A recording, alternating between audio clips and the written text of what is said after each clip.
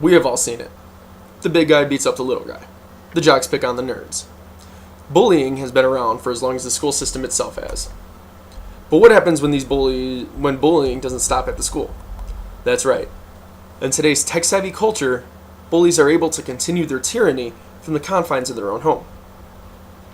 They are able to continue this intimidation through social media websites, text messaging, email, or even web pages that they design from the ground up. This is known as cyberspace. The bullies are known as cyberbullies. By suspending a cyberbully on a first offense, schools are taking a hands-on approach in keeping our children safe. Keeping our children safe from what? So let's talk about the victims for a second. As found in an article from Leadership for Student Activities, victims of cyberbullies suffer from harmful side effects. They show trends in trouble sleeping, eating, or concentrating, have a hard time going to school, or even leaving the house for that matter. Show trends in or signs of lowered self-esteem. They have diminishing grades, as well as a general overall lack of interest in anything. Now, these side effects are unnecessary.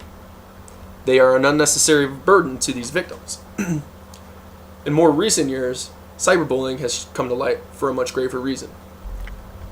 Victims of cyberbullying are choosing to take their own life rather than face the world. That's right, I said it. Victims of cyberbullies are committing suicide rather than face the world. Me, I believe that is unacceptable. These cyberbullies need to be held accountable. Now, in order for these bullies to be held accountable, there needs to be evidence that we could use against them. Well, their personal computers is the best source of that evidence, which is going to raise the next big question. Is it unconstitutional to search a cyberbully's personal computer to use it as evidence against him? Does it violate his freedom of speech? Per an article from Technology Review, an individual was convicted of a federal crime for sharing some disturbing fantasies via email with a friend.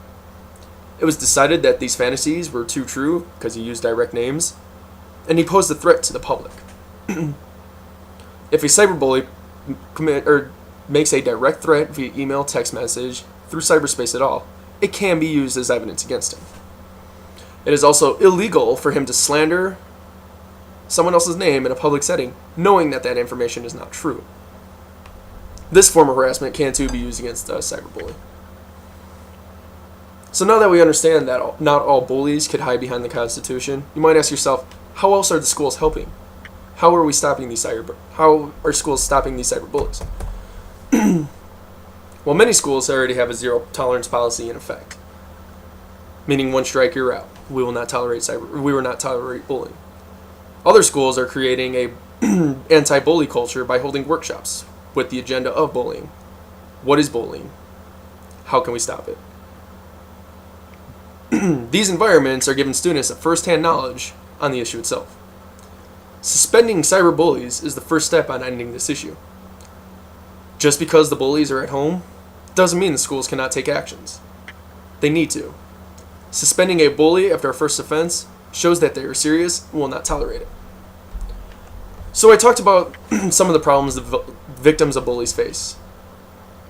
They suffer from loss of appetite, have trouble going outside, diminishing grades, and then can even be as bad as committing suicide.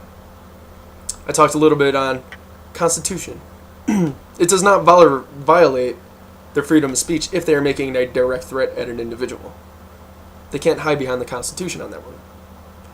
Then I also talked about some policies that are already in effect. Schools are holding workshops with the agenda of what is bullying and how can we stop it, while others already have implemented a zero tolerance policy for bullying. Now here's the question you must ask yourself. Will you tolerate your child being harassed at school? Will you tolerate your child being harassed online? No, you shouldn't. I know I wouldn't tolerate my child being harassed via cyberspace. So schools need to suspend these bullies. Schools need to nip this issue in the butt. I want to thank you for your time, and hopefully I have persuaded you that cyberbullying needs to be stopped. Thank you.